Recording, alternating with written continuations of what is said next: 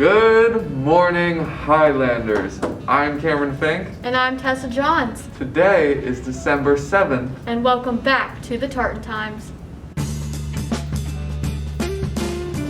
And welcome back to in-person learning. Population, Oak Hill students. At 5 o'clock on November 9th, Mr. Hunt sent out an email that all students will be returning to remote learning.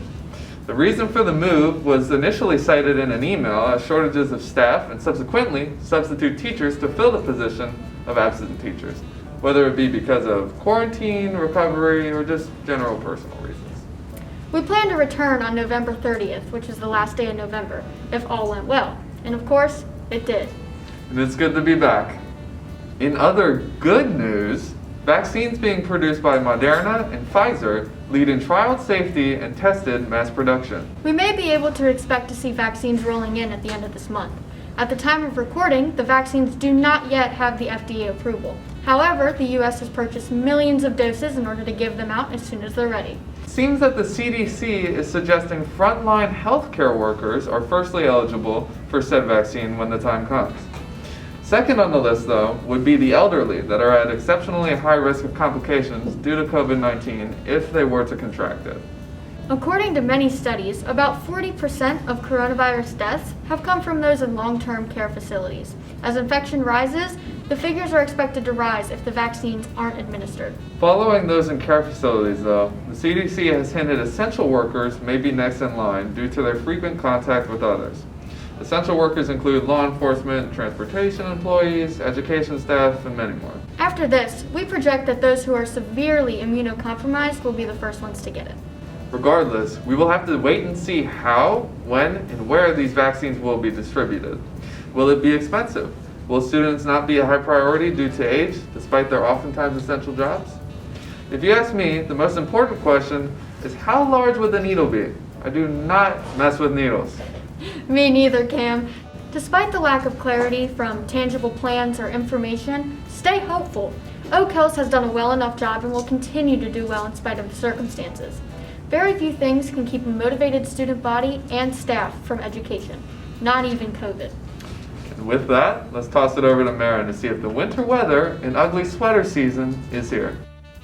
Thanks, guys. I'm happy to say I think we might be getting that winter weather. The temperatures have dropped below freezing with lows in the 20s, and we've already gotten some snow.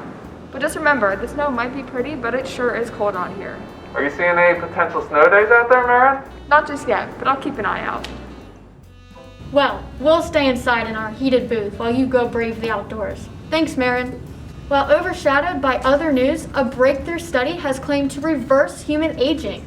Scientists at Tel Aviv University used a new method dubbed oxygen therapy to do so. Saving you all of the scientific jargon, they placed older individuals into an oxygen chamber for an hour and a half, 5 days a week, for a couple months, and found that their aging cells were made healthier and were not falling apart as seen with old age. So much so that the cells look 25 years younger.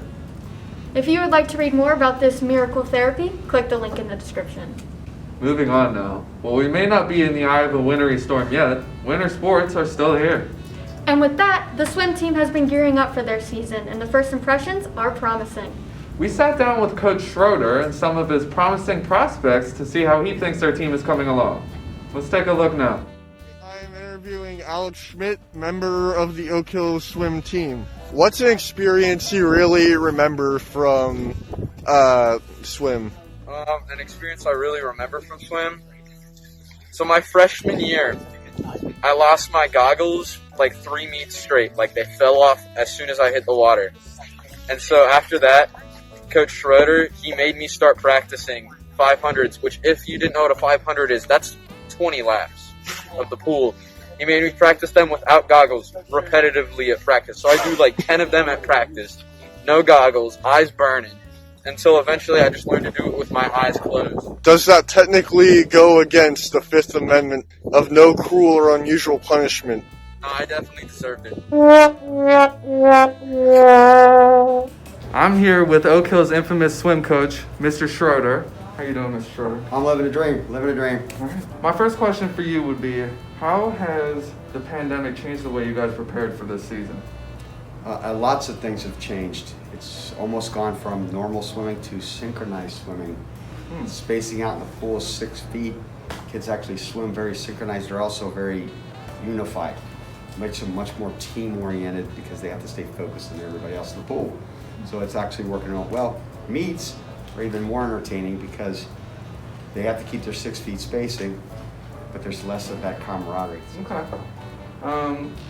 My next question for you would be, how confident are you in your swimmer's ability to overcome these strange circumstances with not being able to practice all together and at their own pace like that, having to be spaced out? I have no doubts. They're actually the work ethic and everything else is much more intense, more focused because they're a team. So the practice aspect is wonderful. I know that translating in folks who have had a meet and their already results are their personal best on the first meet is pretty impressive. So Wow. I'm satisfied and they're handling it extremely well. That is impressive stuff. And then a more personal question, what song gets you motivated for when you're pulling up to the meet? Kind of the philosophy I think of our team is we're pretty much a family. So it's, we are family. We are sisters and me. Okay, that's it. That's all I got. You heard it here, folks. Thank you. You're welcome. Looking great, guys. Keep it up. With hectic times, we've decided to throw in a quote at the end of each broadcast to rejuvenate your spirits and put a smile on your face. With no further ado, this week's quote. Sometimes, when I close my eyes, I don't see too good. Alright, that's all we got for you for this week. Stay safe out there, folks. Be sure to like and subscribe so you can always find our latest broadcasts. And as always, go Highlanders. Wait, I forget my lines. I hate filming.